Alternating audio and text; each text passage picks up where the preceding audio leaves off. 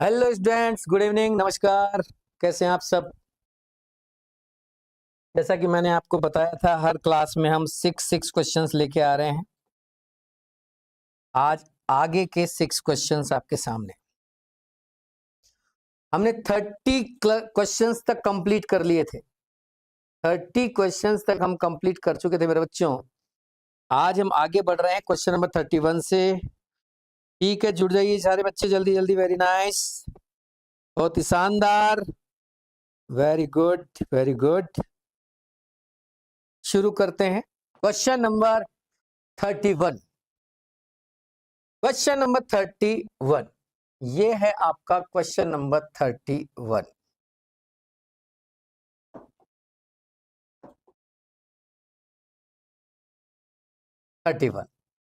Dear बाबू, dear बच्चों, हमारा topic isomerism तक हमने कंप्लीट कर लिया था। फिर उसके बाद हम आगे पहुंच गए थे। आपको शायद याद नहीं होगा, भूलने की आदत है भाई साहब, जल्दी भूल जाते हैं आप।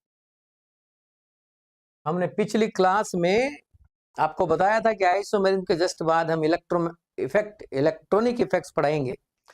तो वो इलेक्ट्रॉनिक इफेक्ट चल रहे हैं। इलेक्ट्रॉनिक इफेक्ट के हमने बताए 4 टाइप पिछली क्लास में, और 1-2 सवाल भी उसके किए थे।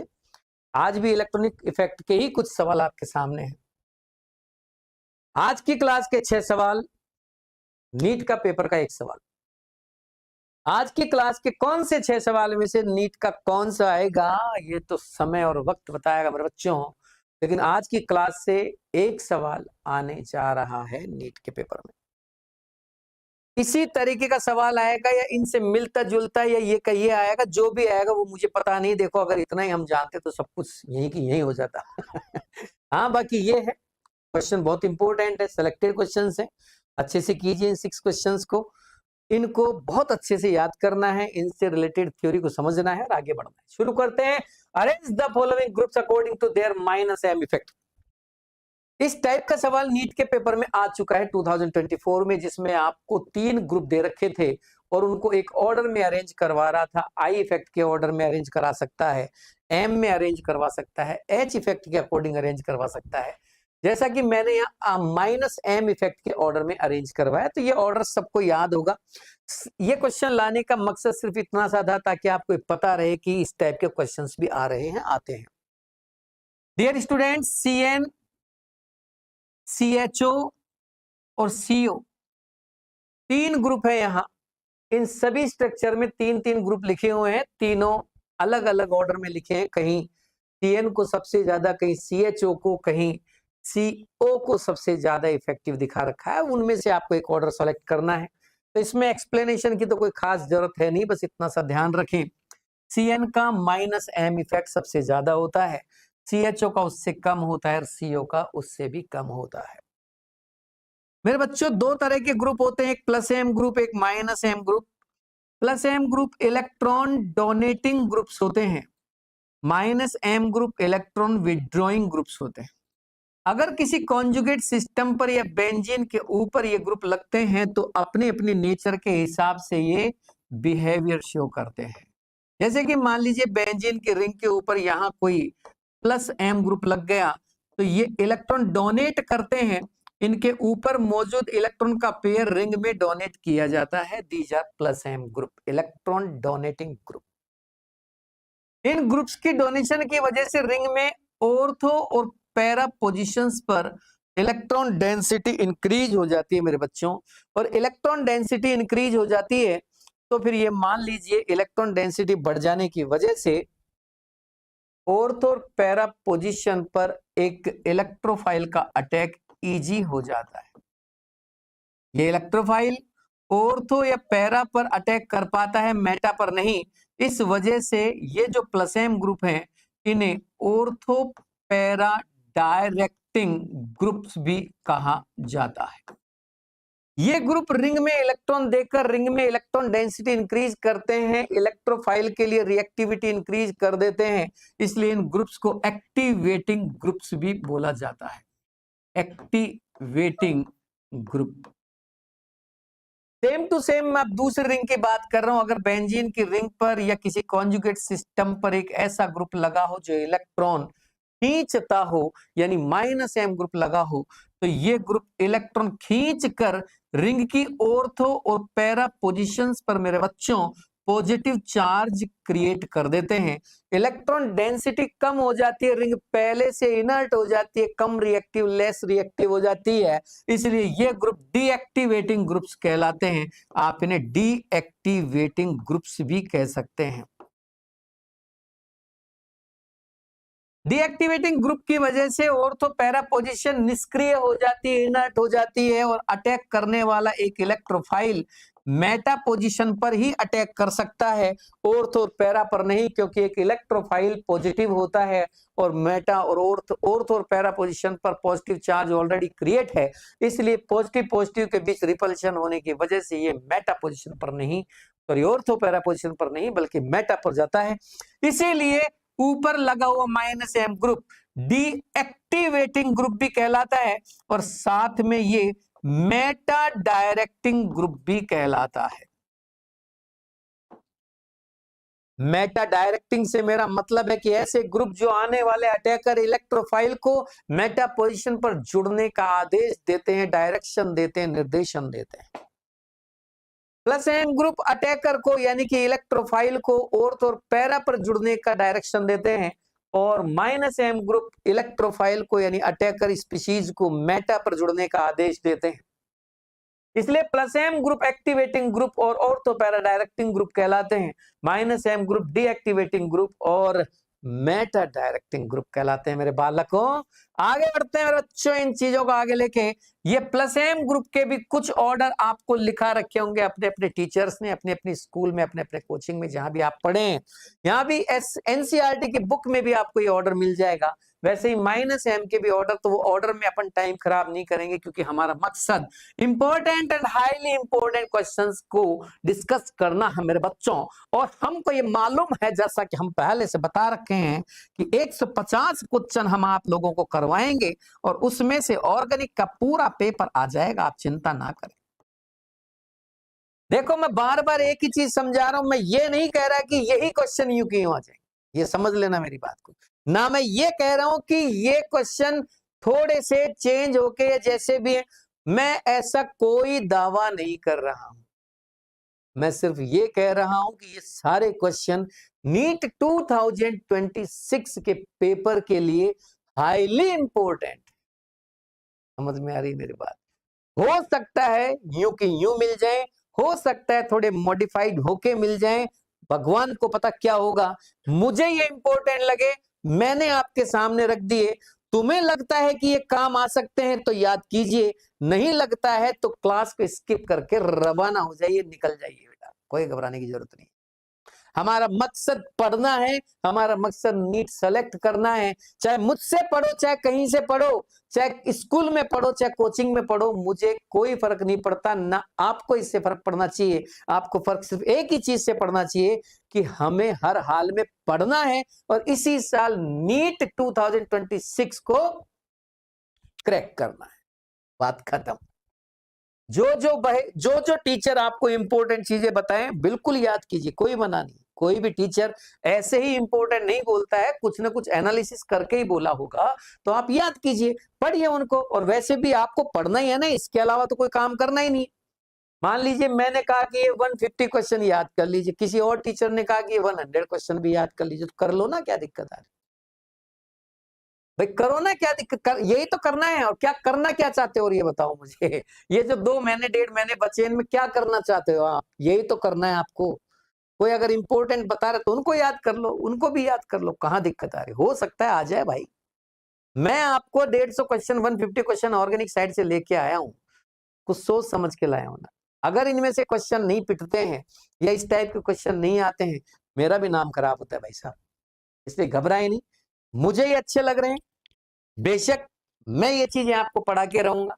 आपको पढ़ना या ना पढ़ना वो आपकी जिम्मेदारी है। आप आराम से इन्हें देखिए, समझिए, कोई दिक्कत नहीं। अच्छा ना लगे तो अपना टाइम खराब मत कीजिए प्लीज। मैं यही कह रहा हूं कि अपना समय खराब नहीं करना है। समय खराब करने की बजाय हमारा ध्यान पूरी तरह से पेपर की तैयारी में होना चाहिए। चलिए मेरे बच्चों को अब लेके चलते हैं आगे, क्योंकि हमारा ये सवाल तो हो चुका कंप्लीट और मेरे बाबू इसका आंसर आ गया बी। अब हम लेके चलते हैं आपको पेज नंबर नेक्स्ट पर अगले क्वेश्चन की ओर। ये रहा हमारा अगला सवाल। एक और सवाल कंप्यूटर स्क्रीन पर ये रहा आपके सामने। बहुत ही शानदार सवाल है, बहुत शानदार सवाल। ये सारे क्वेश्चन हमने लिख के किसी ने किसी तरीके से पीडीएफ वीडीएफ बना के फिर इस पीडीएफ को बना के इसमें सेंड करके और ये फिर आपके सामने स्क्रीन पर लेके आ रहे हैं। ऐसे नहीं आ रहे क्वेश्चन, यूं नहीं है कि कहीं से भी उठाए और आपको दे दिए। कलेक्टेड क्वेश्चंस, कई क्वेश्चन ऐसे भी जो प्रीवियस एग्जामिनेशंस में पूछे जा चुके हैं और हमें लगता है कि ये दोबारा आ सकते हैं, इस टाइप का कोई सवाल बन के आ सकता है, तो वो हम आपके सामने रख रहे हैं। मैं बार बार एक ही बात कह रहा हूं, आपको लगता है कि ये क्वेश्चन काम के नहीं है तो नो डाउट इस क्लास को छोड़ें और अपने काम में लगे। हर हाल में हमें पढ़ना है और सेलेक्ट होना है। सवाल है arrange the following, arrange the following in acidic strength. ये 3 ग्रुप यहां लगे हुए हैं जिनको आपको एसिडिक स्ट्रेंथ में अरेंज करना है। Arrange the order of acidic strength. एक ए के नाम से इंडिकेट किया है, एक को बी बोला गया और एक को सी बोला गया। इस तरह से 3 ग्रुप हैं। मुझे दिख रहा है कि ACOOH है। मुझे जो सेकंड नंबर का ग्रुप दिख रहा है वो NH3+ है मेरे बाबू, और जो थर्ड नंबर पे दिख रहा है वो मुझे NH3+ ही फिर से दिख रहा है। जब ये दोनों ग्रुप सेम दिख रहे हैं तो इनमें फिर एसिडिक स्ट्रेंथ कैसे निकालेंगे? आपको मैं बता दूं कि यहाँ एक खास चीज हो रही है। पहली चीज, COOH ग्रुप में तो रेजोनेंस हो रहा है। ये COOH ग्रुप गौर से देखिए, इस COOH ग्रुप में क्या होगा? ये रहा हमारा COOH ग्रुप, COOH, ये इस तरह से यहां लगा हुआ है। अब अगर ये जैसे ही H+ रिलीज कर देता है, ये H रिलीज कर दी। H क्यों रिलीज करवा रहे हैं? क्योंकि आप बात एसिडिक स्ट्रेंथ की कर रहे हैं और सारी पब्लिक जानती है कि एसिडिक स्ट्रेंथ का मतलब H+ आयन डोनेशन टेंडेंसी। कोई भी कंपाउंड जिस रेट से H+ आयन को रिलीज करता है वो उसकी एसिडिक स्ट्रेंथ को रिप्रेजेंट करती है। नंबर ऑफ H का एसिडिक स्ट्रेंथ से कोई मतलब नहीं है। किसी कंपाउंड में ज्यादा H या किसी कंपाउंड में कम H है तो इसका मतलब ये नहीं कि ज्यादा H+ आयन वाला एसिडिक होगा या कम वाला कम एसिडिक होगा। No no no, depends on other thing. आपको ये देखना है कि नंबर ऑफ H भले ही कुछ भी हो, H निकलने की दर क्या है, H निकलने की रेट क्या है, H किस स्पीड से किस तेजी से बाहर निकल रही है, वो एसिडिक स्ट्रेंथ को रिप्रेजेंट करती है। मेरे बच्चा COOH के अंदर जो H निकली वो निकलने के बाद मुझे इस तरह का आयन देके गई। This ion is known as carboxylate ion. Dear बाबू, कार्बोक्सिलेट आयन एसिडिक नेचर को रिप्रेजेंट करेगा इस कार्बोक्सिलिक एसिड ग्रुप की। अब बात यह आती कि सर आपको ये कैसे पता लगा कि ये H तेजी से निकली? मुझे नहीं लगा पता, मुझे पता लगाना पड़ा। एक्चुअली H+ निकलने के बाद जो कार्बोक्सिलेट आयन बना, उस आयन को जब मैंने देखा तो पता लगा उसमें तो रेजोनेंस हो रहा है। मेरा बेटा रेजोनेंस हो रहा है। ये नेगेटिव चार्ज रेजोनेंस कर रहा है इस डबल बॉन्ड के साथ, और रेजोनेंस की वजह से ये यहां हो गया डबल बॉन्ड और यहां हो गया सिंगल बॉन्ड साथ में माइनस। अगर मैंने इन दोनों की रेजोनेटिंग हाइब्रिड स्ट्रक्चर बनाई तो मेरे सामने एक और खास चीज नजर आई, वो ये कि निगेटिव चार्ज दोनों ऑक्सीजन्स पर इक्वली डिस्ट्रीब्यूट हो गया है। Oh my God, negative charge दोनों पर इक्वली डिस्ट्रीब्यूट हो गया है। हाफ चार्ज इस पे, हाफ चार्ज इस पे। जिसने माइनस को डिस्ट्रीब्यूट किया वो O था, और जिस पे माइनस डिस्ट्रीब्यूट हुआ वो भी O है। Negative charge on electronegative atom, this is a fully equivalentic resonance. और इस फुल्ली इक्विवेलेंटिक रेजोनेंस की वजह से ही मैंने कहा कि ये इक्विवेलेंटिक रेजोनेंस बहुत अच्छे से होता है और इस एनायन की, इस आयन की, इस कार्बोक्सिलेट आयन की स्टेबिलिटी को बढ़ाता है। H प्लस निकलने के बाद कार्बोक्सिलेट आयन बना, उस कार्बोक्सिलेट आयन ने फुल्ली इक्विवेलेंट रेजोनेंस करके अपनी स्टेबिलिटी को इंक्रीज कर लिया। H प्लस निकलने के बाद बनी हुई एनायन स्पीशीज के अंदर स्टेबिलिटी बढ़ गई, तो acidic strength of this compound increase हो गई। कहने का मतलब एसिडिक स्ट्रेंथ को चेक करने का तरीका है ये। आप चेक कीजिए स्टेबिलिटी ऑफ एनायन, जो एनायन बन रहा है उसकी स्टेबिलिटी को चेक कीजिए।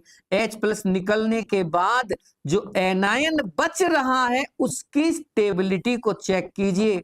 अगर वो स्टेबल हो रहा है तो समझ जाओ इस कंपाउंड की एसिडिक स्ट्रेंथ बढ़ गई है। मेरे बच्चों, COOH कार्बोक्सिलिक एसिड ग्रुप है। जैसे इसने H प्लस को रिलीज किया, ये कार्बोक्सिलेट आयन में कन्वर्ट हुआ। कार्बोक्सिलेट आयन एक रिमेनिंग एनायन यानी बचा हुआ एनायन है, जो H प्लस निकलने के बाद बचा है। उस एनायन ने अपने आप को फुल्ली इक्विवेलेंटिक रेजोनेंस, जो कि स्टेबिलिटी को जबरदस्त इंक्रीज कर देता है, यानी कि रेजोनेंस की स्टेबिलिटी को बढ़ाने का ये एक बहुत ही नायाब तरीका है। जिसके अंदर इक्विवेलेंटिक रेजोनेंस होता है उसकी स्टेबिलिटी ज्यादा होती है with respect to non equivalentic resonance. इस वजह से कार्बोक्सिलेट आयन जबरदस्त स्टेबल हो गया, और स्टेबल होने की वजह से ये H आसानी से निकल गई। यानी कि कोई भी काम आप क्यों करते हैं, कोई भी काम क्यों होता है, अगर किसी काम को करने से हमें स्टेबिलिटी मिल रही है तो वो काम क्यों नहीं होगा। अगर किसी काम को करने से हमें स्टेबिलिटी मिल रही है तो वो काम क्यों नहीं होगा। मेरे बच्चों ये बताइए मुझे यार, वो तो आराम से होगा। कहने का मतलब ये हुआ कि यहां इन तीनों ग्रुप्स में सबसे ज्यादा एसिडिक तो यही है, COOH, क्योंकि ऐसा रेजोनेंस ना इसमें है ना उसमें। लो साहब, मैंने COOH को मोस्ट एसिडिक बता दिया। इसका मतलब मेरा D आंसर गलत है, मेरा C आंसर भी गलत है। अब मेरे पास दो ऑप्शन बचे हैं, A और B। इनमें से कौन सा होगा चेक करते हैं। मेरे बच्चों, COOH को हटाने के बाद अब मेरे पास दो और बचे हैं। इन दोनों को कैसे चेक करें, जब इनमें रेजोनेंस नहीं है तो फिर इनकी स्टेबिलिटी कैसे, या फिर इनका एसिडिक स्ट्रेंथ कैसे चेक होगा। वो चेक होगा इस COOH ग्रुप की वजह से। मैं आपको बता दूं, ये COOH ग्रुप अपना -I इफेक्ट लगाएगा इसके ऊपर। और कल भी बताया था मैंने, एसिडिक स्ट्रेंथ किसी की भी डिपेंड करती है निगेटिव ग्रुप्स पर। जितने ज्यादा निगेटिव इफेक्ट लगे होंगे एसिडिक स्ट्रेंथ उतनी ही ज्यादा हो जाएगी मेरा बच्चा। इसका मतलब यहां ज्यादा एसिडिक स्ट्रेंथ इस वाले की होगी, क्योंकि इस निगेटिव आई का इफेक्ट यहां ज्यादा और यहां कम। गौर से देखिए, इस ग्रुप से इसका डिस्टेंस ज्यादा है और इस ग्रुप से इसका डिस्टेंस कम है। डिस्टेंस कम होने की वजह से निगेटिव आई इसके ऊपर ज्यादा लगेगा, उसके ऊपर कम लगेगा। COH अपना निगेटिव आई इसके ऊपर ज्यादा क्रिएट करेगा, उस पर कम। इसलिए इस वाले NH3+ की एसिडिक स्ट्रेंथ उस वाले NH3+ से ज्यादा होगी। ये H+ को ज्यादा स्पीड में रिलीज करेगा, वो H+ को थोड़ा स्लोली रिलीज करेगा। इसका मतलब इन दोनों में अगर बात करें तो B की एसिडिक स्ट्रेंथ C से ज्यादा है मेरा बच्चा। ABC तीनों की बात हो चुकी है, मेरा आंसर आ चुका है। A group is more acidic than B. B is more acidic than C. This is the answer. A, then B, then C. आओ बेटा अगले क्वेश्चन पे चलते हैं। अगला सवाल ये रहा, एक और सवाल आपके कंप्यूटर स्क्रीन पर। फिर से सारे बच्चे देखेंगे क्या कहना चाहता है ये। रेजोनेंस स्ट्रक्चर्स को स्टेबिलिटी के अकॉर्डिंग अरेंज कराने का एक सवाल मुझे सबसे ज्यादा इंपॉर्टेंट लग रहा है इस बार के लिए। यानी कि आज जो सवाल 6 सवाल मैं आपको करा रहा हूं, इनमें भी सबसे ज्यादा इंपॉर्टेंट मुझे ये सवाल लगता है।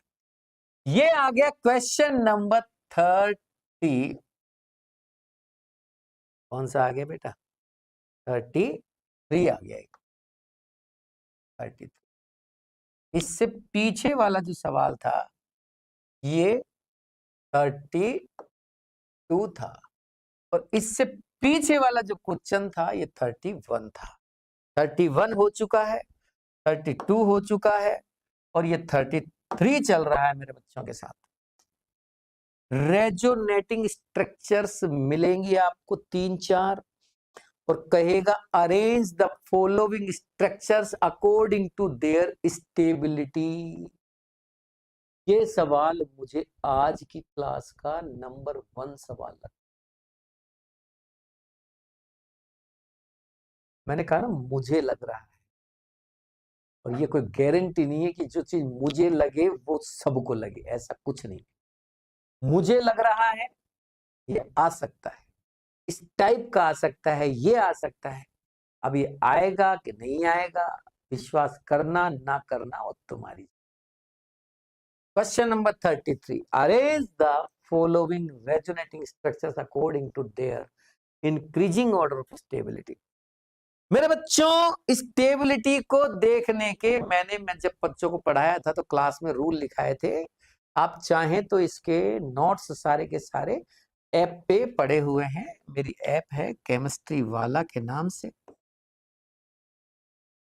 ये हमारे इस चैनल की ऐप है केमिस्ट्री वाला संजय कमल, ये ऐप का नाम है, समझे। आप जब गूगल पे प्ले स्टोर पे जाएंगे तो वहां इस तरह का एक ऐप आपको देखने को मिलेगा, है ना। केमिस्ट्री वाला संजय कमल प्ले स्टोर पर ये मौजूद है। आप जाइए, एक्सप्लोर कीजिए, इसे डाउनलोड कीजिए और डाउनलोड करके जो जो थ्योरी आपको चाहिए वो ले लीजिए। परचेज करनी पड़ेगी आपको थ्योरी, ठीक है। ये चीजें आपको यहां मिलेगी क्योंकि ये जो क्लास यहां चल रही है ये थ्योरी लिखाने की नहीं और ना ही कंप्लीट सिलेबस पढ़ाने की है। ये क्लास चल रही है हाईली इंपॉर्टेंट क्वेश्चंस के साथ साथ पूरे कोर्स को रिवाइज कराने के लिए, पूरे कोर्स को समराइज कराने के लिए ये क्लासेस चल रही हैं। तो थोड़ा ध्यान दें और इस बात का विशेष ध्यान दें कि इन सवालों को हमें बहुत अच्छे से पढ़ना है बेटा। समझ रहे हैं आप लोग?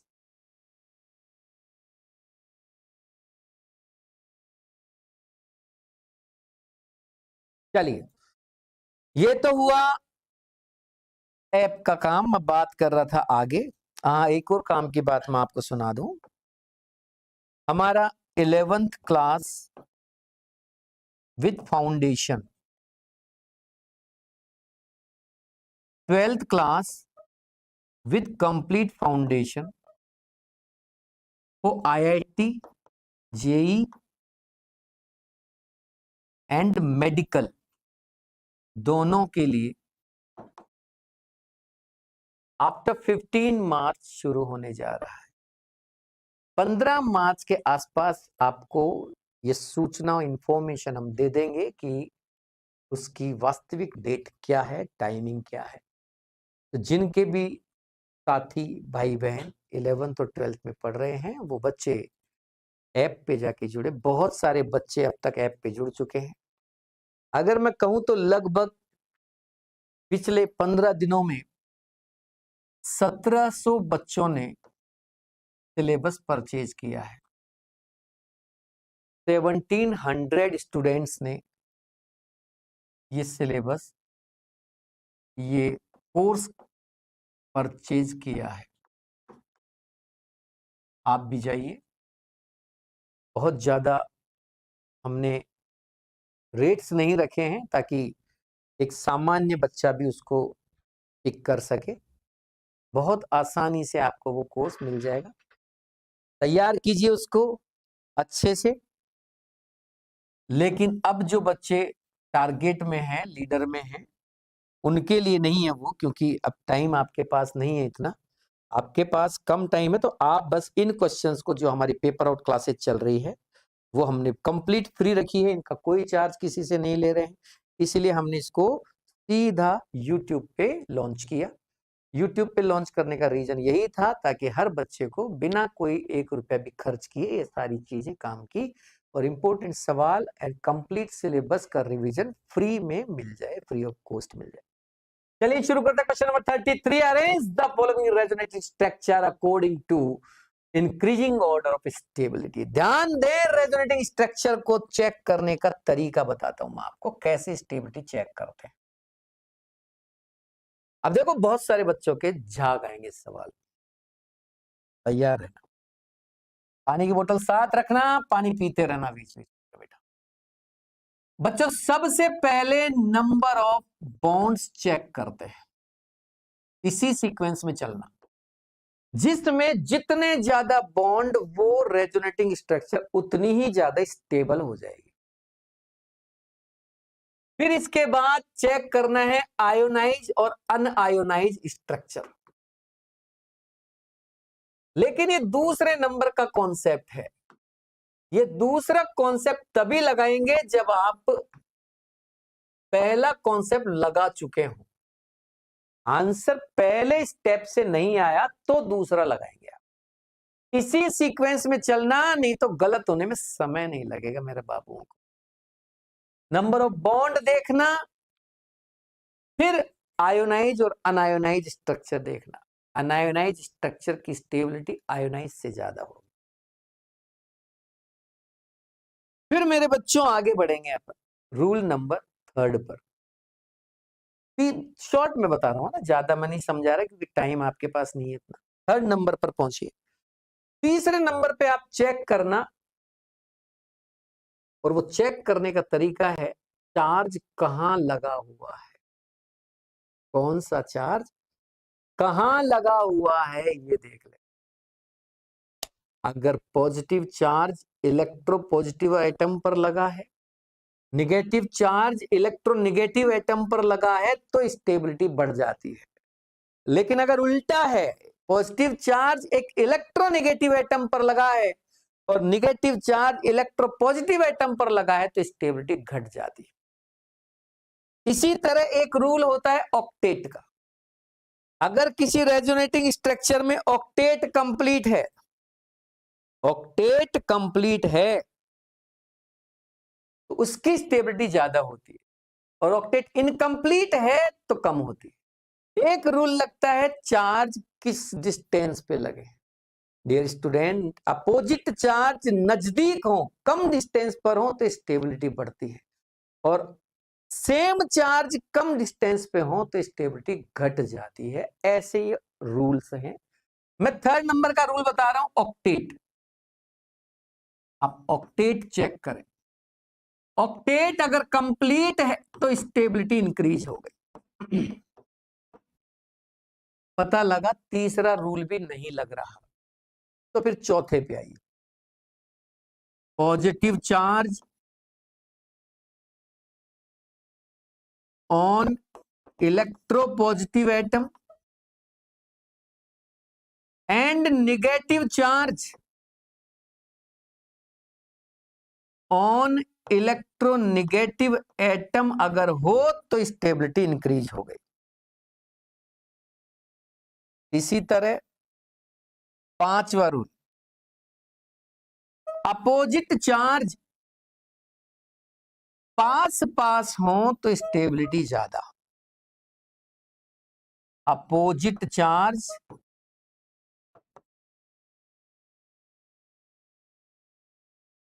at less distance and same charge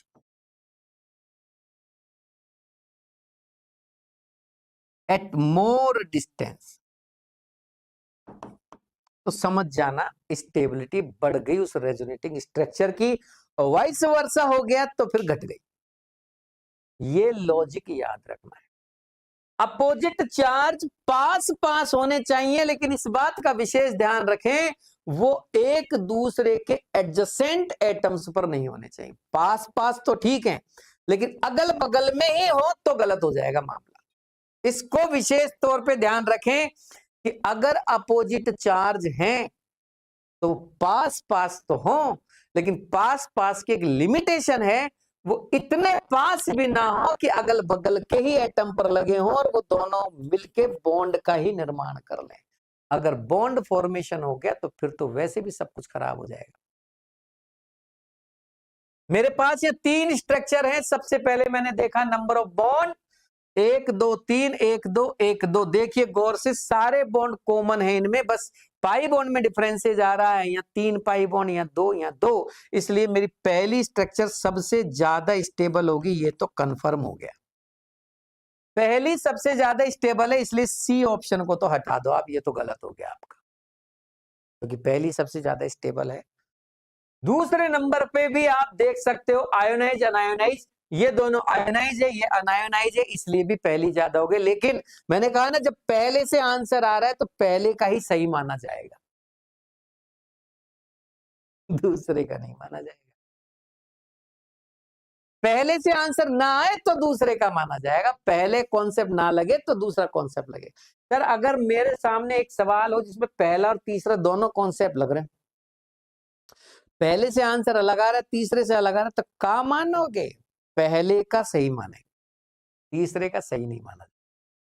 पहले तो पहला ही कॉन्सेप्ट लगेगा, फिर दूसरा लगेगा, फिर तीसरा, फिर चौथा, फिर पांचवा, ऐसे ही चलना है। अब आते हैं इन दोनों पर। तो फर्स्ट का तो क्लियर हो गया, सेकंड थर्ड की बात करते हैं। सेकंड में प्लस माइनस, थर्ड में भी प्लस माइनस, अपोजिट चार्ज। तो इन दोनों स्ट्रक्चर्स में मैंने जब देखा तो एक एक करके मैंने रूल लगाया। पहला रूल, नंबर ऑफ बॉन्ड दोनों में इक्वल। दूसरा रूल, आयोनाइज अनायोनाइज, तो दोनों ही आयोनाइज है, दूसरा रूल नहीं लगेगा। तीसरा रूल, ऑक्टेट वाला, दोनों में सेम पोजीशन है, यहां भी प्लस कार्बन पर है, माइनस भी कार्बन पर है, यहां भी कार्बन पे प्लस, कार्बन पे माइनस, तो जो ऑक्टेट यहां बनेंगे वही ऑक्टेट का यहां लगेगा लॉजिक। तीसरा भी नहीं लगा। चौथा, positive charge on electropositive atom, negative charge on electronegative, तो दोनों एक ही तो बात है, यहां भी कार्बन पे प्लस माइनस है, यहां भी कार्बन पे प्लस माइनस है। भैया चारों ही रूल ना लगे, अब लगेगा पांचवा, अब पांचवा लगेगा। अपोजिट चार्ज देखिए, क्या वो एक दूसरे के करीब है? हाँ सर ये रहे तो स्टेबिलिटी बढ़ गई, लेकिन बट किंतु परंतु मैंने कहा वो अपोजिट चार्ज अगल बगल में नहीं, एक दूसरे के पास तो होने चाहिए, लेकिन इतने पास भी ना हो कि दूर ना हो पाए, ऐसा भी ना हो। अगर ये दोनों अगल बगल में हुए, एडजेसेंट पोजीशंस पे हुए, तो ये दोनों मिलके तो पाई बॉन्ड बना डालेंगे। तो पाई बॉन्ड बना लेंगे तो ये स्ट्रक्चर इस वाली में कन्वर्ट हो जाएगी फर्स्ट में, तो इस स्ट्रक्चर का तो अस्तित्व ही खत्म हो जाएगा, मतलब ये स्ट्रक्चर तो खत्म ही हो गई ना। जब ये प्लस माइनस अगल बगल में होंगे तो ये रहेगी ही नहीं, इसका एग्जिस्टेंस ही खतरे में आ जाएगा। ये स्ट्रक्चर तुरंत ही डबल बॉन्ड बना के उसमें कन्वर्ट हो जाएगी। तो मुझे तो इसकी स्टेबिलिटी चाहिए, इसकी स्टेबिलिटी तो खत्म हो गई, ये तो तुरंत ही फर्स्ट में बदल गई ना, ये कहां से स्टेबल हो जाएगी फिर? इसकी स्टेबिलिटी तो लीस्ट हो गई बिल्कुल, ये तो बची नहीं ना अब आपके पास। भैया बहुत सारे सवाल सही करोगे इससे, और अगर ये कॉन्सेप्ट नहीं आया याद तो बहुत सारे गलत कर दो। अपोजिट चार्ज एक दूसरे के पास तो हो, लेकिन इतने पास ना हो कि बॉन्ड फॉर्मेशन हो जाए। अगर ऐसा हुआ तो फिर वो स्ट्रक्चर लीस्ट स्टेबल स्ट्रक्चर में काउंट होगी। तो पहली सबसे ज्यादा, दूसरी उससे कम, तीसरी उससे भी कम, और ये गया अगला सवाल। मेरे बच्चों के सामने अगला सवाल आने जा रहा है, मेरे बच्चों के सामने अगला सवाल, question number next. What is the relation between bond length A and B? आपने एक इफेक्ट पढ़ा होगा, पता नहीं आपने पढ़ा भी है कि नहीं, लेकिन हम बताएंगे जरूर आपको। आपने एक इफेक्ट पढ़ा होगा, लोग उसे प्यार से सर इफेक्ट कहते हैं। इसका फुल फॉर्म है steric inhibition in resonance. Resonance में स्टेरिकली हिंड्रेंस क्रिएट हो जाना, चारों तरफ किसी ग्रुप के किसी ग्रुप के चारों तरफ इतना क्राउड हो जाना कि वो ग्रुप बेचारा रेजोनेंस नहीं कर पाए, आउट ऑफ प्लेन हो जाए, तो उसे बोलते हैं स्टर इफेक्ट। इसे एक्सप्लेन नहीं करूंगा मैं ज्यादा। यहां NO2 है मेरा बेटा, यहां Br, यहां Br, दोनों Br इस NO2 के ऊपर लगाएंगे SiR। SiR की वजह से ये बीच वाला ग्रुप जो है आउट ऑफ प्लेन चला जाएगा। ये वाला NO2 इन प्लेन रहेगा, ये आउट ऑफ प्लेन चला जाएगा। ये वाला रेजोनेंस करता रहेगा, ये रेजोनेंस नहीं कर पाएगा। यहां नो रेजोनेंस और यहां रेजोनेंस है। इस रेजोनेंस की वजह से इसमें डबल बॉन्ड के कैरेक्टर आएंगे। यहाँ रेजोनेंस ही नहीं होगा तो ये सिंगल का सिंगल रहेगा, सिंगल रहेगा तो ये बड़ा रहेगा, डबल के कैरेक्टर आ जाएंगे तो छोटा रहेगा। इसलिए बी की लेंथ ए से ज्यादा हो जाएगी, आंसर तीसरा आ जाएगा। क्या आप समझ पा रहे हैं मेरे बाबू मैं क्या कहने जा रहा हूं? है? हाँ भाई, समझ रहे? मैं ये कह रहा हूं अगर NO2 या किसी बल्कि ग्रुप के अगल बगल में और बड़े ग्रुप लग जाएं तो वो ग्रुप इसको आउट ऑफ प्लेन कर देते हैं। काइंड ऑफ इंफॉर्मेशन नीट में SiR इफेक्ट से सवाल आ चुका है, फिर आ सकता है। ये NO2 दोनों Br इस NO2 को आउट ऑफ प्लेन कर देंगे। जो ऊपर वाला NO2 है वो तो बेंजीन की रिंग के साथ इन प्लेन है। सपोज दैट ये बेंजीन की रिंग है, ये बेंजीन की रिंग है और इसके ऊपर ये NO2 लगा हुआ है इन प्लेन। ये तो हाल है ऊपर वाले NO2 का। प्लेनर होने की वजह से ये इस रिंग के साथ इस ये जो दिखा रखी है मैंने बेंजीन रिंग, इसके साथ रेजोनेंस कर लेता है। रेजोनेंस करता है तो NO2 और बेंजीन रिंग के बीच में डबल बॉन्ड कैरेक्टर इंक्रीज हो जाते हैं, आ जाते हैं।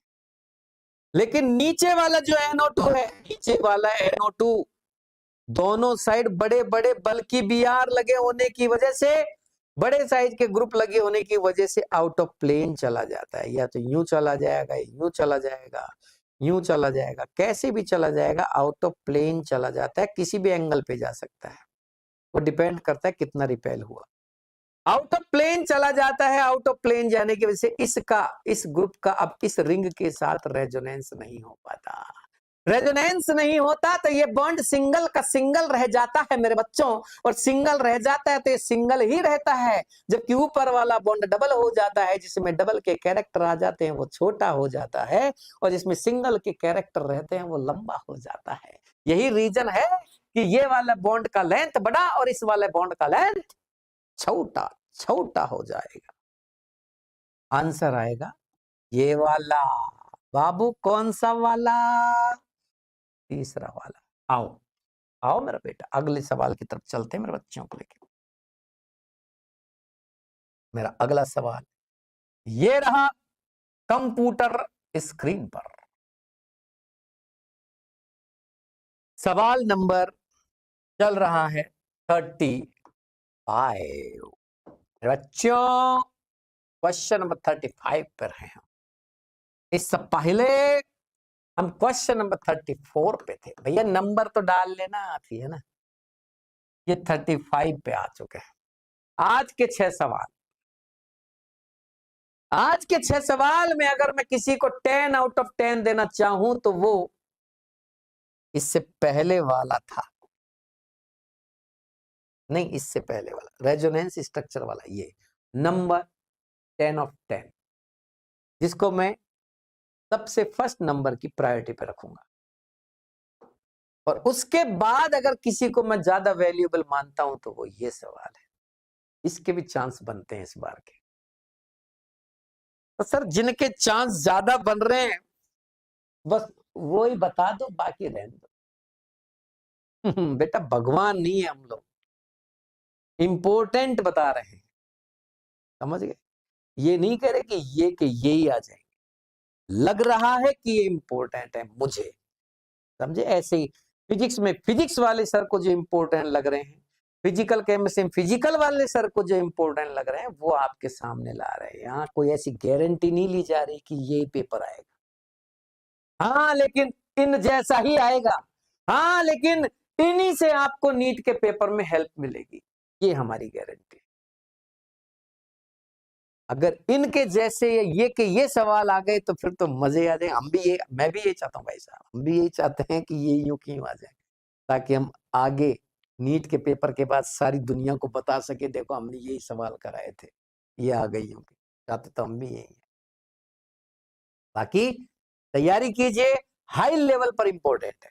सवाल कहता है कि मैं एक नाइट्रोनियम आयन को इस कंपाउंड पर अटैक करवाना चाहता हूं, क्या आप मुझे बताएंगे कि वो नाइट्रोनियम आयन, यानी कि नाइट्रोनियम आयन इन 4 पोजीशंस में से कौन से पोजीशन पर जाके लगेगा, क्या आप बता सकते हैं?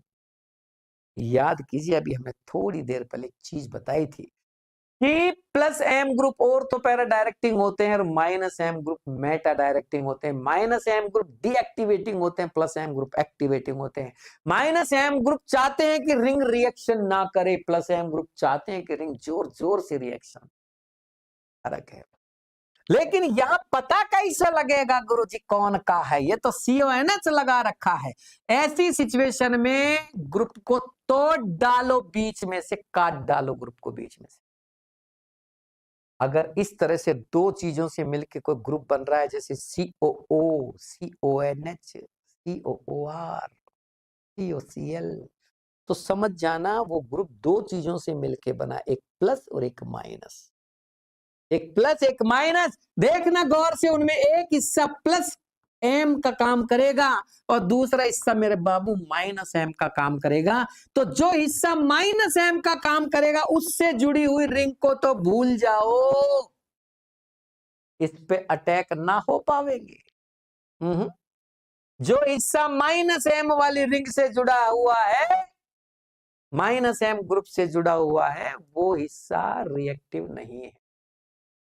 आंसर आ चुका है, 4th पोजीशन पे ही अटैक होंगे। वापस देखिए, वापस देखिए, वापस देखिए, ये बेंजीन के डब्बे, ये बेंजीन के डब्बे, और यहां लगा दिया मैंने OCO, OCO। आप जानते होंगे ये एस्टर ग्रुप की तरह दिख रहा है, COO। मैंने कहा ग्रुप के टुकड़े कर डालो, एक हिस्सा प्लस एम और एक हिस्सा माइनस। गुरुजी हमें कैसे पहचानेंगे कि ये प्लस एम है कि ये माइनस एम? क्या आपने plus M minus M group नहीं पहचाने? आप ऐसे चेक कर लेना, रिंग से जो डायरेक्ट जुड़ा हुआ कंपाउंड या एटम है, उस पे अगर लोन पेयर है तो वो प्लस एम हिस्से की तरह काम करेगा। और इस तरीके का कीटो ग्रुप जिसमें कार्बन पे डेफिशिएंसी हो गई, वो माइनस एम की तरह काम करेगा। मैं कहूं कि बताओ यहां अटैक होगा कि यहां होगा कि यहां होगा कि यहां होगा, आप कहना यहां तो नहीं होगा, क्योंकि माइनस एम ग्रुप से जुड़ी रिंग में तो कोई अटैक नहीं हो, इससे जुड़ी में होंगे। अब यहां भी प्रोडक्ट बन सकता है, NO2 यहां भी जुड़ सकता है, NO2 यहां भी जुड़ सकता है। ऐसी सिचुएशन में मेजॉरिटी पैरा वाले की होगी, पैरा प्रोडक्ट ज्यादा बनने के चांस होंगे ऑर्थो की बजाय, क्योंकि ऑर्थो पे हिंड्रेंस ज्यादा लग जाता है। हाँ, कोई हाइड्रोजन बॉन्डिंग या अट्रैक्शन जैसा कोई फैक्टर लग रहा हो तो अलग बात है, अदरवाइज पैरा कोई ज्यादा बनावेंगे। हमारा आंसर D आ जाएगा। देख रहे हैं बबुआ, हम अपने बच्चों को लेके जा रहे हैं अगले सवाल की ओर। हमारे बच्चे तैयार बैठे हैं इस साल नीट का पेपर क्रैक करने के लिए। वेरी सुंदर, वेरी सुंदर, very good Vidisha, very good, बहुत बढ़िया, बहुत बढ़िया, बहुत बढ़िया। मनीष, मयंक, ओहो Mohsin, very nice Mohsin sir. I am GMC right now, sir, only and only because of you. Oh, very good, very good, very good. Congratulations, Mohsin Bhatt. Very nice. बहुत अच्छा लगा आपको सुन के। कहाँ पे हैं आजकल आप? GMC right now sir, only and only because of you. Thank you very much. मेरी वजह से तो नहीं बेटा, आप अपनी मेहनत की वजह से आगे बढ़े हैं। Thank you, thank you, thank for your comment. Okay okay, बहुत सारे बच्चे, देखो सबके कमेंट में नहीं पढ़ सकता, लेकिन बहुत बढ़िया तैयारी चल रही है, शानदार, वेरी सुंदर। आगे बढ़ते हैं, क्योंकि ये क्लास, ये केवल सामान्य क्लास नहीं है, ये क्लास नीट के लिए चल रही है। ये क्लास नीट के पेपर को क्रैक करने के लिए चल रही है। नॉर्मल क्लास की तरह नहीं, इसे सीरियस होके स्ट्रॉन्ग क्लास की तरह लें, बहुत सीरियसली लें। हर एक सवाल बहुत इंपॉर्टेंट है, पता नहीं कौन सा सवाल इस साल आ जाए। हमारा लास्ट सवाल, इसके बाद हम आपको फ्री कर देंगे। Question number 36। डियर बच्चों, क्वेश्चन नंबर 36। आओ बेटा, आओ बेटा, आओ बेटा, आओ बेटा। Arrange the following in their order of basic strength. Simple सा कॉन्सेप्ट बताता हूं। बेसिक स्ट्रेंथ और एसिडिक स्ट्रेंथ वैसे तो पिछली क्लास में भी बताई होगी। बेसिक स्ट्रेंथ, एसिडिक स्ट्रेंथ तो अभी इससे पहले वाले सवाल में बताई थी। Basic strength is directly proportional two electron donating tendency. Nitrogen में बेसिक स्ट्रेंथ देखी जाती है, ऑक्सीजन में नहीं, क्योंकि नाइट्रोजन लेस इलेक्ट्रोनेगेटिव होने की वजह से इलेक्ट्रॉन के पेयर को डोनेट कर सकता है। इसलिए आप देखो, जब भी बेसिक स्ट्रेंथ के सवाल आते हैं, अमोनिया, अमाइंस, एनिलीन, अमाइड, इनमें पूछे जाते हैं। जब भी एसिडिक स्ट्रेंथ के सवाल पूछे जाते हैं, कार्बोक्सिलिक एसिड, फिनोल, अल्कोहल जैसे कंपाउंड्स में पूछे जाते हैं। समझ में आ रहा है? और जब भी स्टेबिलिटी के सवाल पूछे जाते हैं, कार्बोकैटायन, कार्बेनायन, फ्री रेडिकल, कार्बीन, यानी इंटरमीडिएट्स में पूछे जाते हैं। Basic strength is directly proportional two electron donating tendency. Electron donating tendency के साथ आप पता कर सकते हैं। ये तो हुआ एक क्वेश्चन का एक कॉन्सेप्ट। एक और कॉन्सेप्ट आप यूज कर सकते हैं, जितने ज्यादा पॉजिटिव ग्रुप लगे होंगे उतनी ज्यादा बेसिक स्ट्रेंथ बढ़ेगी। एक और यूज कर सकते हैं कि basic strength is directly proportional to stability of protonated cation. जैसे H+ निकाल के, जैसे H+ निकाल के रिमेनिंग एनायन की स्टेबिलिटी से एसिडिक स्ट्रेंथ निकाली जाती है, वैसे H+ डाल के, वैसे ही H+ जोड़ के प्रोटोनेटेड कैटायन की स्टेबिलिटी से बेसिक स्ट्रेंथ भी निकाली जा सकती है। बड़ी गहरी लाइन बोली, ऐसे ही नहीं आएगी समझ में, एक बार और सुनना है इसको। ये बेसिक स्ट्रेंथ है। H+ जोड़ दो सब में, H+ जोड़ने के बाद सब कैटायन बन जाएंगे, प्रोटोनेटेड कैटायन। उस कैटायन की स्टेबिलिटी चेक के आंसर ला सकते हो। चलो अब मैं आपको ट्रिक बता दूं। जितनी ज्यादा नाइट्रोजन सवाल के अंदर कॉन्जुगेशन में दिखे, समझ जाना उसकी बेसिक स्ट्रेंथ उतनी ही ज्यादा होगी। जितनी ज्यादा नाइट्रोजन कॉन्जुगेशन में दिखे, समझ जाना उतना ही ज्यादा बेसिक होगा। और जितनी ज्यादा नाइट्रोजन विदाउट कॉन्जुगेशन दिखे, समझ जाना उतना ही कम बेसिक होगा, क्योंकि एक नाइट्रोजन दूसरी नाइट्रोजन के लिए -I का काम करेगा, और -I का काम करेगा तो बेसिक स्ट्रेंथ घटा देगा। इसका मतलब this is most basic structure, क्योंकि यहां गौर से देख बेटा, जबरदस्त रेजोनेंस कर रहा है। अगर आप प्रोटॉन जोड़ेंगे इस पे, तो यहां इक्विवेलेंटिक रेजोनेटिंग स्ट्रक्चर्स बनेंगे। इतना मत सोचो, आप सीधा सा सोच के आंसर दो। जितनी ज्यादा ट्रिक ट्रिक तुक्का मारो, तुक्का, ट्रिक से काम चलेगा, ट्रिक से। जितनी ज्यादा नाइट्रोजन कॉन्जुगेशन में होगी, रेजोनेंस में होगी, उतनी ज्यादा बेसिक होगी। सबसे ज्यादा नाइट्रोजन यहाँ है, उससे कम यहाँ है बेटा। पहली की बेसिक स्ट्रेंथ सबसे ज्यादा, दूसरी की उससे कम। अब आ जाइए बचे हुए 3 पर। इन 3 में भी अमाइड को तो सबसे पीछे फेंक दो, क्योंकि अमाइड में एक समस्या रहती है। अमाइड में NH2 के साथ CO ग्रुप जुड़ा होता है जो कि एक स्ट्रॉन्ग निगेटिव ग्रुप का काम करता है और ये इस पेयर को रेजोनेंस में पार्टिसिपेट करवा देता है, जिससे बेचारी नाइट्रोजन इस इलेक्ट्रॉन को डोनेट नहीं कर पाते। ये डोनेट नहीं कर पाती तो बेसिक स्ट्रेंथ घट जाते। ओके, ये सबसे पीछे गया। अब बचा ये और ये। This is aliphatic, this is aromatic. Aliphatic और एरोमेटिक में एलिफेटिक एमीन ज्यादा बेसिक होती है, क्योंकि एरोमेटिक एमीन क्या करती है, बेंजीन की जो रिंग होती है ना, वो इस इलेक्ट्रॉन को ले लेती है, नाइट्रोजन के इलेक्ट्रॉन को, जिससे क्या होता है, ये बेचारी नाइट्रोजन इलेक्ट्रॉन डोनेट कर नहीं पाती है, कम करती है, इसलिए बेसिक स्ट्रेंथ घट जाती है।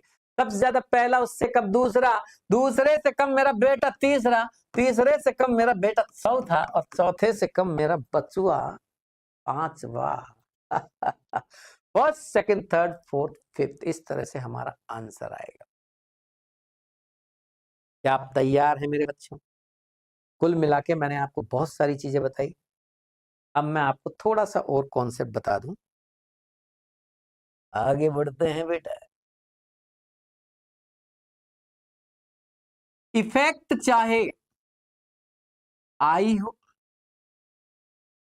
एच हो, एम हो, इलेक्ट्रोमेरिक हो, तो एक पल के लिए इलेक्ट्रोमेरिक को तो हटा दो, क्योंकि बात एप्लीकेशंस की चल रही है, तो पहले इनकी बात करते हैं।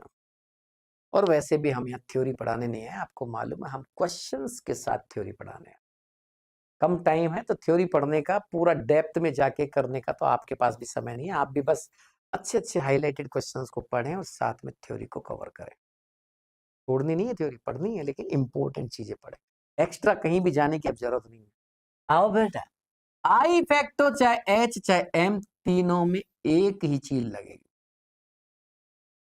Stability of carbocation, stability of free radical, stability of carb anion, acidic strength, basic strength. मेरा बच्चा, stability of carbocation depends on positive group और नेगेटिव ग्रुप, बट तरीके अलग अलग। पॉजिटिव ग्रुप बढ़ेंगे तो स्टेबिलिटी बढ़ेगी, नेगेटिव ग्रुप बढ़ेंगे तो स्टेबिलिटी घटेगी, घटेगी बेटा। चाहे वो आई ग्रुप्स हो, चाहे वो एच ग्रुप्स हो, चाहे वो एम ग्रुप्स हो, कोई भी ग्रुप हो, कोई फर्क नहीं पड़ता, तीनों में यही कॉन्सेप्ट लगाना है, कुछ नहीं चेंज करेगी। अब स्टेबिलिटी ऑफ फ्री रेडिकल, जितने ज्यादा पॉजिटिव उतना ज्यादा रेडिकल स्टेबल होगा, सेम टू सेम, कोई चेंज नहीं, कोई चेंज नहीं बाबू। स्टेबिलिटी ऑफ कार्ब एनायन, जितने ज्यादा नेगेटिव ग्रुप उतना ज्यादा स्टेबल, जितने ज्यादा पॉजिटिव ग्रुप उतना कम स्टेबल। ध्यान से सुन ले बेटा, चाहे वो माइनस के आई ग्रुप्स हो, चाहे वो एच ग्रुप्स हो, और चाहे वो एम ग्रुप्स हो, कोई सा भी ग्रुप क्यों ना हो, सब में यही लगे। Acidic strength, negative group acidic strength को बढ़ाएंगे, पॉजिटिव ग्रुप घटाएंगे। चाहे वो नेगेटिव के आई हो या एम हो, चाहे एच हो, कोई फर्क नहीं पड़ता कि वो ग्रुप एच है या एम है या आई है, कॉन्सेप्ट नहीं बदले। Basic strength is directly proportional to positive effect, inversely proportional to negative effect. Positive effect चाहे कोई पॉजिटिव आई ग्रुप्स दिखाएं या एच ग्रुप्स हो या एम ग्रुप्स हो, कोई फर्क नहीं पड़ता। और इन सारे कॉन्सेप्ट को याद रखिए। आपका कोई सवाल, कोई भी क्वेश्चन गलत नहीं जाएगा।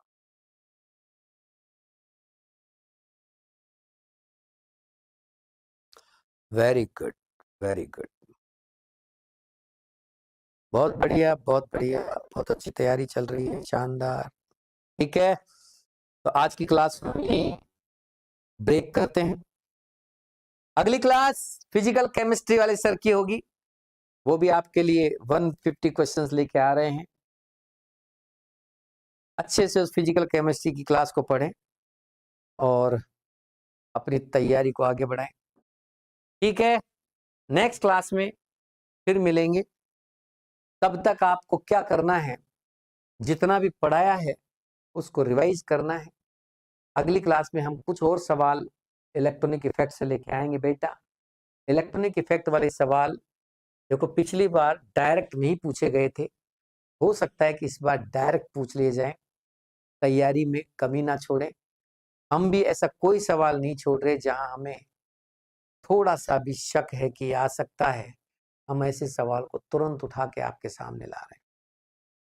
इन सवालों को लाने से पहले, आज की क्लास को लाने से पहले 3 घंटे का होमवर्क किया था, तब जाके 6 क्वेश्चन तैयार हुए। और यही काम पूरी टीम करती है, हमारी पूरी टीम यही करती है, एक एक क्लास तैयार करने के लिए, क्योंकि नॉर्मल क्लासेस नहीं है, ये सेलेक्टेड क्लासेस है, हाईली इंपॉर्टेंट क्वेश्चन के लिए बनाई गई क्लासेस हैं। इसमें ऐसे ही कोई क्वेश्चन नहीं डाला जा सकता। पूरा बायोडेटा देखा जाता है एक टॉपिक का, एक क्वेश्चन का, कि किस सेशन में कब किस सन में पूछा गया था, किस तरीके से पूछा गया था। फिर कई क्वेश्चन सेलेक्ट किए जाते हैं, लगभग 50 क्वेश्चन हम सेलेक्ट करते हैं। फिर उनमें से कई क्वेश्चंस को क्रॉस करते हैं, क्रॉस करके 7, 8, 10 क्वेश्चन आपके लिए तैयार रखते हैं और तैयार करके उनकी पीडीएफ बना के आपके यहाँ स्क्रीन पर ले आते हैं। यानी कि ये जो क्वेश्चन आपके सामने आ रहे हैं, ये कोई सामान्य सवाल नहीं, हमारी और हमारी पूरी टीम की कई घंटों की मेहनत से तैयार किए गए सवाल हैं। सभी बच्चे बहुत अच्छे से ईमानदारी से पढ़ें और यकीन रखें, नीट 2026 का पेपर क्रैक करेंगे हम, और वो भी इन 600 सवालों के भरोसे। डोंट वरी, अगली क्लास में फिर मिलेंगे। तब तक के लिए नमस्कार सभी बच्चों को। फिर से हम अगली क्लास में इन्हीं नए टॉपिक के साथ वापस आएंगे। नमस्कार, जय जिनेंद्र, गुड बाय।